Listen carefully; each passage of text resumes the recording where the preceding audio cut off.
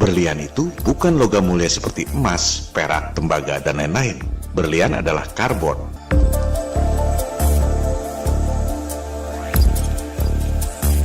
In fact, given the right conditions, you can make diamond out of any type of carbon, including burnt toast. Once the bread is truly burnt, it's ground down and squeezed into a mould. Then, a special machine takes it to a pressure 60,000 times greater than our atmosphere, at which point the carbon naturally becomes diamond.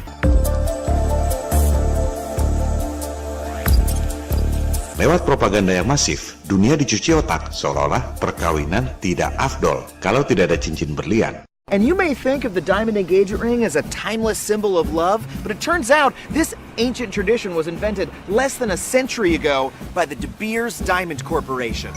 Before the 1930s, nobody exchanged diamond rings when they got engaged. It wasn't a thing. But in 1938, the De Beers Diamond Cartel launched a massive ad campaign, claiming that the only way for a real man to show his love is with an expensive hunk of crystallized carbon. And we bought that shit.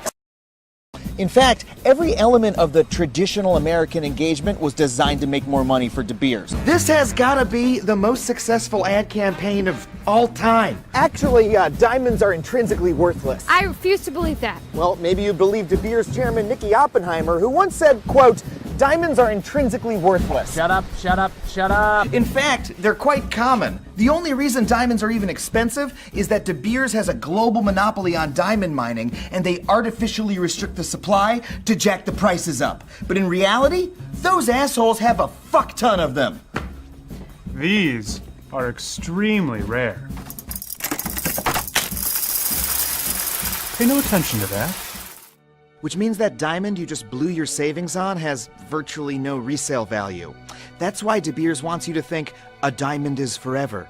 If you never try to sell it, you'll never figure out how badly you got fucked.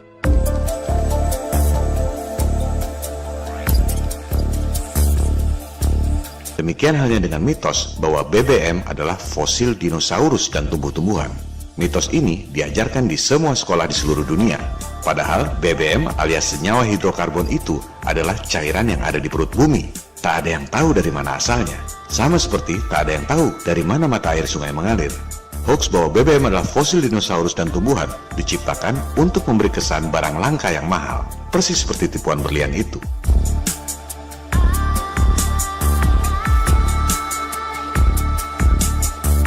And Rockefeller happened to be the smartest man in the business at the time. Putting a price on oil is like putting a price on a pail of water. You know, no initial cost. It's in the ground. And so in order to get the price up, they hit on the idea that they would have to make it appear to be scarce. In 1892, there was a convention in Geneva of scientists to determine what organic substances are. Well, the definition of organic is a substance with hydrogen, oxygen, and carbon. And so it's usually a living substance, a tree, living things, animals. We are hydrogen, oxygen, and carbon. So at this Geneva Convention, Rockefeller took advantage of sending some scientists over who said oil, petroleum, is hydrogen, oxygen, and carbon. Therefore, it must be derived from the spoiling, the rotting of formerly living matter. And another thing we should know is that there has never been a fossil, a real fossil, found below 16,000 feet. We mine oil, or we drill for oil, at 30,000, 33,000, 28,000 every day of the week. So right there, we rule it out that it isn't fossil fuel. It's called fossil fuel for the minds of the public to feel that it is an asset that is running out, being depleted. We talk about depletion allowance, which is a lot of, you know. And actually, if you know the world's oil supply, you know that it is not going to run out for an awfully long time. It is the second most prevalent liquid on Earth.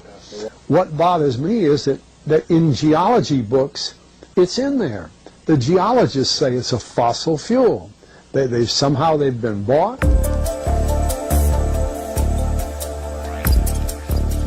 Jadi, jangan heran kalau elit global mampu mencuci otak dunia bahwa kita sudah mendarat di bulan, bahwa kita gunakan 13.000 satelit yang melayang-layang di angkasa, kita sudah pergi ke Mars, Jupiter, dan lain-lain.